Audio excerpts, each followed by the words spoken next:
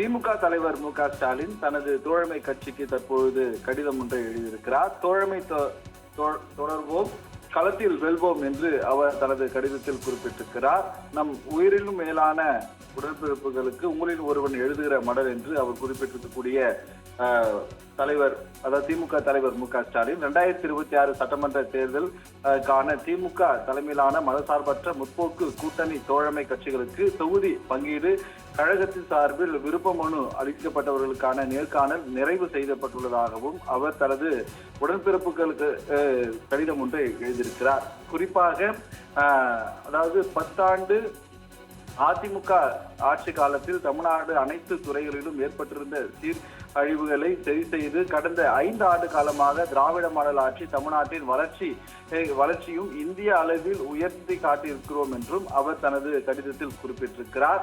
இதைத் தொடர்ந்து அதாவது இந்த பெரும் முயற்சி சாதனை துணை நின்ற அதாவது கொள்கை வழி தோழமை இயக்கத்தின் பங்களிப்பு மிக மிக முக்கியமானது என்றும் திமுக தலைவரும் முதலமைச்சருமான மு.க.ஸ்டாலின் தனது கடிதத்தில் தெரிவித்திருக்கிறார். இது மட்டுமல்லாமல் நமது கூட்டணியில் புதிய கட்சிகள் இணைந்துள்ளன காரணத்தால் உரிய அளவில் தொகுதி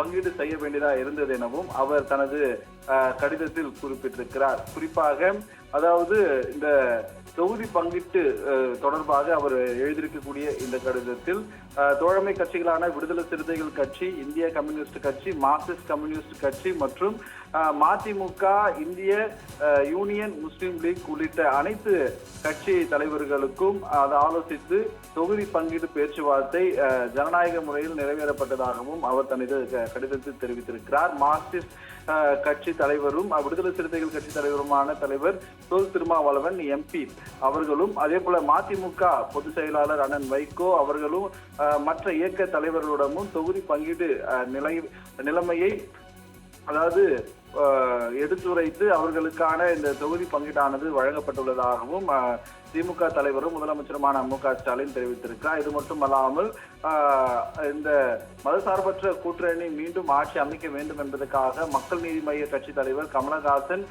உள்ளிட்டோர் அதாவது இந்த நிலையை அறிந்து தங்களுக்கு முழு ஆதரவு அளிப்பதாக கூறியுள்ளதாகவும் அவர் தனது கடிதத்தில் தெரிவித்திருக்கிறார்.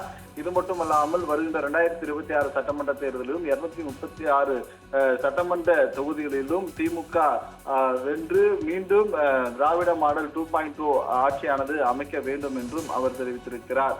குறிப்பாக தற்போது திமுக கூட்டணியில் அங்க வகித்திருக்கக்கூடிய அனைத்து கட்சிகளுக்கும் தொகுதி பங்கீடானது தற்போது நிறைவடைந்திருக்கக்கூடிய இந்த நிலையில் தற்பொழுது திமுக தலைவரும் முதல்வருமான மு.க.ஸ்டாலின் தனது தோழமை கட்சிகளுக்கு திமுக கழக நிர்வாகிகள் ஒற்றுமையானது செயல்பட வேண்டும் என்றும், அதே போல தோழமை கட்சி நிர்வாகிகளும் இந்த தேர்தலில் வெற்றி பெற செயல்பட வேண்டும் என்றும் அவர் தனது கடிதத்தில் தெரிவித்திருக்கிறார். இது மட்டுமில்லாமல் கழக கூட்டணி வெற்றியே பெரிது என்பதை எடுத்து உரைத்து மக்கள் நீதி மய்யம் தலைவர் நண்பர் கமலஹாசன் எம்பி அவர்கள் தனது மனம் திறந்து வெளியிட்டிருக்கக்கூடிய அறிக்கை மனதார வரவேற்கிறேன் என்றும் அவர் தனது கடிதத்தில் தெரிவித்திருக்கிறார். தமிழ்நாட்டை தொடர்ந்து வஞ்சித்து வரும் ஒன்றிய பாஜக அரசின் மதவாத அரசியலை துணிவுடன் எதிர்த்து நிற்கும் திராவிட முன்னேற்ற கழகத்தின் தொண்டர்கள் யாவரும் இந்த அதாவது மாநில உரிமை, சமூக நீதி, சமத்துவம்